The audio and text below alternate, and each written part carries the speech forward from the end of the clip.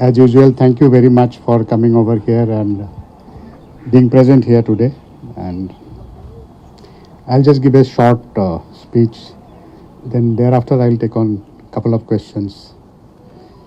Firstly, on the occasion of the 51st Vijay Diwas, I convey my deepest gratitude to the fallen bravehearts and veterans of Mukti Yuddhas as well as Indian Army, whose sacrifice and valor resulted in fulfilling the dreams and aspirations of millions of people by creating a new nation and ensured an epic military victory. I would also like to thank our distinguished guest from Bangladesh and own veterans who made this year's celebrations more meaningful by their presence. On this momentous occasion, I also extend my warm greetings and felicitations to all ranks, civilians and families of Eastern Command. And I also thank the media fraternity for your presence and continued support. As you all are aware, on 3rd December of 1971, Pakistan launched a series of air attacks on our territory, thus thrusting a war on us. The government of India took up this gauntlet and retaliated in full measure, unleashing a multi-pronged attack on Pakistan. The local population of East Pakistan and Mukti Bahini played a pivotal role in tying down the Pakistani troops by guerrilla warfare and providing invaluable information on the enemy and terrain which were crucial for our forces. The daunting courage and audacious spirit were the hallmarks of this magnificent force. The speed and strength of this unprecedented combined offensive led to disintegration of the Pakistani armed forces in East Pakistan in just 13 days. Dhaka fell to Mukti Yuddhas and the Indian forces, and the new nation of Bangladesh was born. You are also aware that India was the first country to recognize Bangladesh as an independent state, as an independent nation on 6 December 1971. Our two nations not only share a common history and culture, but in contemporary times also maintain excellent bilateral relationships, which are built on the foundations of strong people-to-people contact and mutual respect for each other. These ties have translated now into multidimensional and ever-expanding bilateral relations between these two great nations. As you are aware, Eastern Command was at the forefront of the 1971 war. Hence, Vijay Diwas occupies a place of pride in the history of our command. This year, we have the privilege of hosting 60 members of Bangladeshi delegations. The presence of 28 Mukti Yuddhas needs special mention, as it has added more value to the celebrations and has made it further significant for all of us. I would take this opportunity to urge all of you to spread awareness of this historic war amongst the people, so that the sacrifice of our valiant soldiers and their tales of heroism are forever etched in the collective memories of our population, particularly the younger generation. This grand victory has been a source of inspiration to all ranks of our armed forces and guides us continuously in our endeavor to maintain continuous vigil in safeguarding our nation against any potential threat. The highest degree of dedication and commitment towards the accomplishment of assigned tasks has kept the Eastern Command fully geared to respond to any challenge. On this historic occasion, I exhort all ranks to rededicate ourselves to the service of the nation and pledge to fulfill our obligations with unwavering devotion and complete commitment. Thank you and Jai Hind.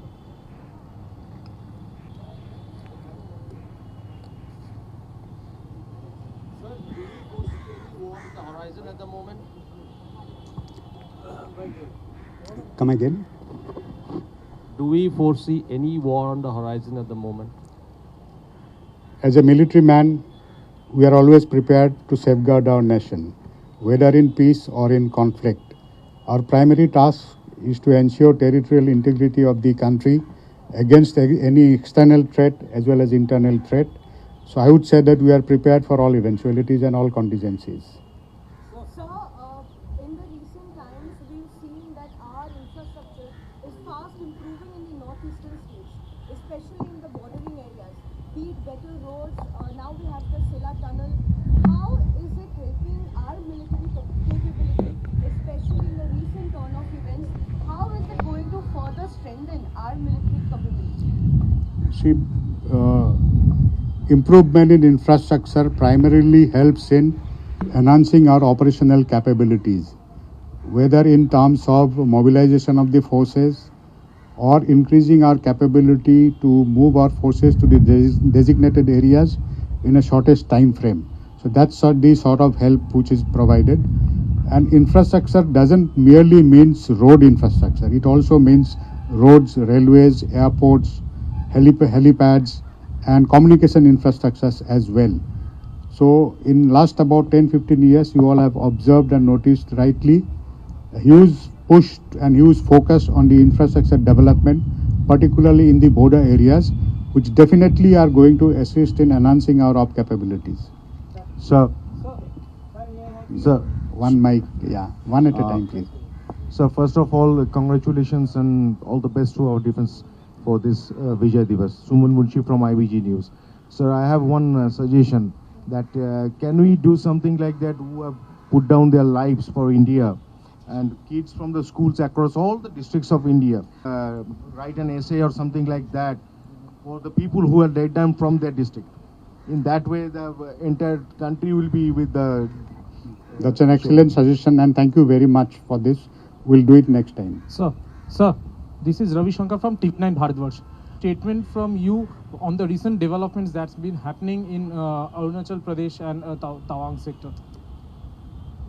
See, you all are aware that all across the northern borders there are differing perception of the lines of actual control, and there are 8 recognized disputed areas where the lines of the differing perceptions are acknowledged by both sides.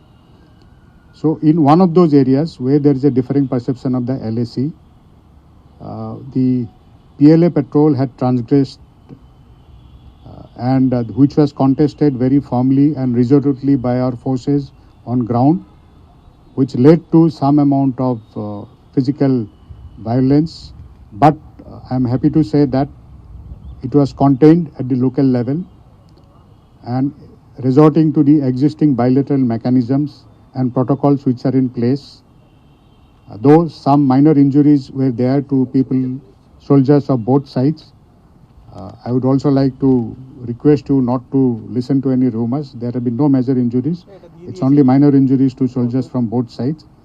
But the local commanders were able to resolve the issue by carrying out negotiations and resorting to the existing protocols.